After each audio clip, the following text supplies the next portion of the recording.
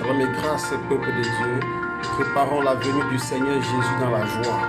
Aujourd'hui, nous allons parcourir le livre de l'Apocalypse, chapitre 22, versets 18 à 19. Le Seigneur viendra, tout œil le verra. Préparons-nous pour le retour du roi des rois.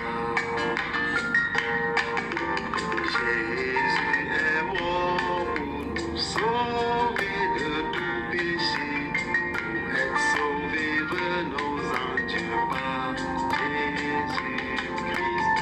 À plus de temps, je vous dis, car Christ est déjà là. Venons en Dieu par Jésus-Christ pour la vie. Père éternel, Dieu Tout-Puissant, Seigneur mon Dieu, nous te rendons grâce, nous te bénissons. Père, prends le contrôle de cet instant au nom de Jésus. Amen.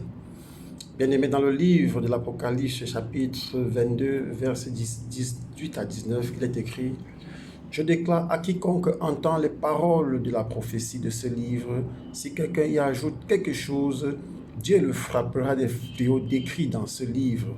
Et si quelqu'un retranche quelque chose des paroles du livre de cette prophétie, Dieu retranchera sa part de l'arbre de la vie et de la ville sainte décrit dans ce livre. » Bien-aimés, les Écritures sont claires. Et le Père a dit, nous n'aurons pas le droit de retrancher les paroles, quelque chose des paroles de ce livre, ni d'y ajouter quelque chose. De nos jours, nous voyons des personnes dans les familles, dans les régions, dans les territoires, dans des organisations qui trouvent que la Bible a été mal écrite. Bien-aimés, je voudrais vous rassurer, ça c'est la manifestation de la chair.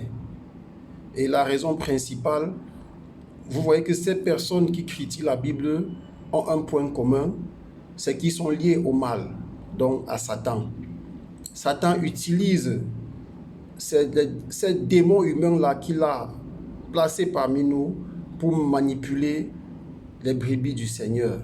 Mais n'oubliez pas, la même parole déclare, « Mes brebis entendent ma voix et me cherchent. » Donc, bien-aimés, ne soyez pas distraits par les nouvelles formes de la parole qui sont en train d'être mises en place dans certains pays déjà. Bien-aimés, restons attachés au Seigneur Jésus. Le Seigneur Jésus est le sauveur du monde et il revient pour nous prendre avec lui pour la vie éternelle. Et je tiens à rappeler aux serviteurs du Christ, il y a d'abord le millénium, c'est une période de 1000 ans à côté du Seigneur Jésus. Ne ratons pas cette occasion, ne passons pas à côté de telles opportunités. Il y a beaucoup de bonnes choses à vivre pendant le millénium. Et après, nous avons la vie éternelle. Ne choisissons pas l'enfer en nous laissant dérouter par toutes ces personnes qui sont payées pour critiquer la royauté du Seigneur Jésus dans les réseaux sociaux. Bien-aimés, ils sont liés au mal. Ils n'ont pas peur de leur vie parce qu'ils savent que leur sort est déjà scellé. Ne vous associez pas à ce genre de personnes. Ne vous associez pas à tout projet de changement de la Bible. Dieu n'est pas dans ça. Soyons sages et bien-aimés. Marchons avec la parole. Restons dans la lumière, la vraie lumière. Et cette lumière-là se trouve en Jésus-Christ seul. Restons attachés au Seigneur Jésus afin que nous puissions prendre part à la vie qui vient. Merci Père, parce que tu nous permets d'éclairer tes brebis.